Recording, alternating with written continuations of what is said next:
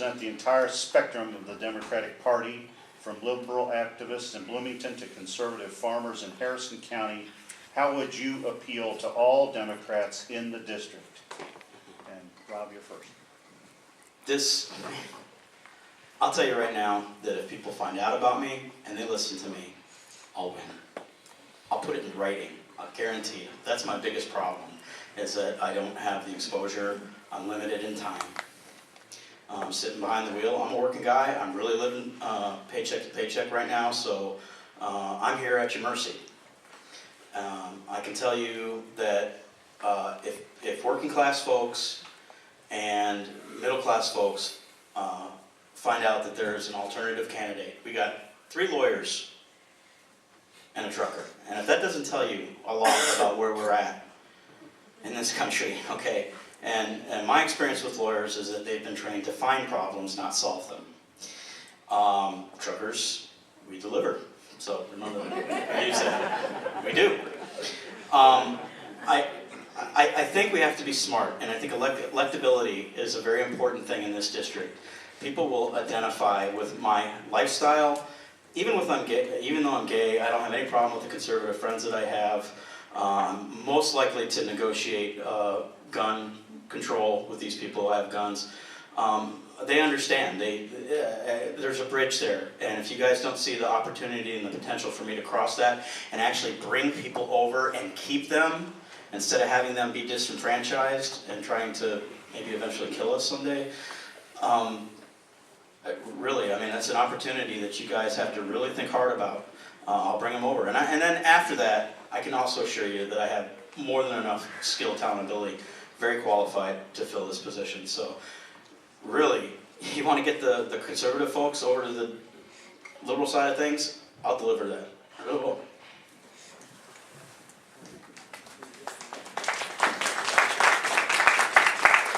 So I think the Democratic Party has actually in a lot of ways done a very poor job of connecting with rural voters across America. And in our district, you know, we had Hillary didn't come to Indiana because she was very unpopular here. We had a real problem with not relating to working class folks about the struggles in their lives. But I'll tell you what, you know, so when they say they feel like they have a Congress that's been bought and paid for, that doesn't answer to them, that only cares about special interests and the wealthy few, I say you're right. And Democrats have a lot of answering to do.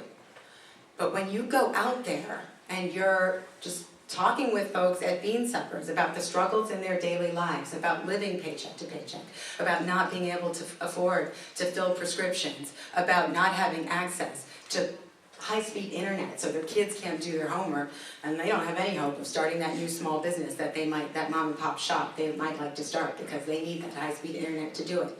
When you hear from them about how all the good paying jobs in their town have gone, the good union jobs, and the only jobs left are the MIC jobs that pay $7.25 an hour and that leave their families struggling. And when you say, I hear you, I'm listening to you, and that's wrong, and I want to fight for you, and that's what I say every time I'm at those bean suppers. I'm listening, I'm learning, and I want to fight for you. And I'll tell you what, people get really, really excited. And these are people who I'm pretty sure are hardcore Republicans who are so glad to hear that message. So that's a message we need to be out all across the district delivering. And not just people running for this office, but people running for every office. And I know a lot of us are, and that's so important. It's how we are going to take our district back. And it's how we are going to reconnect the Democratic Party with voters who would be so much better off if they come back to it.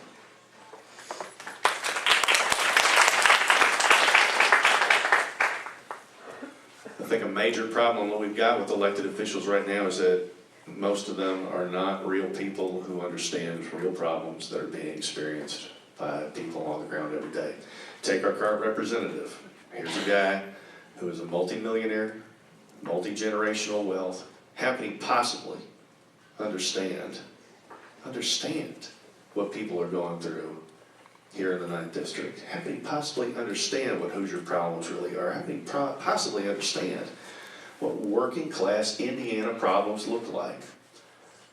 We need to start electing people who understand that stuff. I understand it because I've been through a lot of it. I live paycheck to paycheck. I told you I dropped out of high school. I've aired all my dirty laundry on the campaign trail. I've been divorced. I've been remarried. I raised a special needs kid through the Indiana Public Schools. I'm raising 2 kids through the Indiana Public Schools now.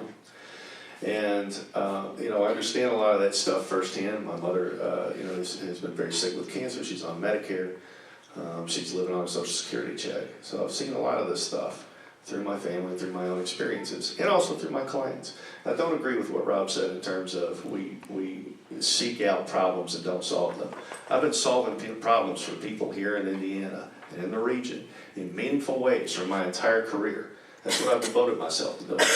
And when you sit down with a client, if you have the joy and the honor of representing somebody and trying to help them solve their own problems, you don't say, well, what's your political affiliation? What do we, you know, what's your religion? What, you know, how are you aligned? And you don't say check those things at the door. You don't say I'm not going to help you if we're not aligned politically or in some other way. You just help them.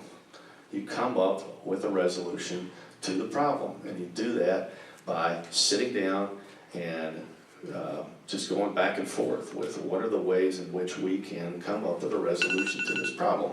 And I think coming up with those kinds of solutions, just sitting around a table and talking about how we come up with real Indiana resolutions is critically important to reforming our system of government, because we can't keep doing the things that we've done and getting solutions from Washington. We need to make those solutions here and take them back to Washington. Thank you.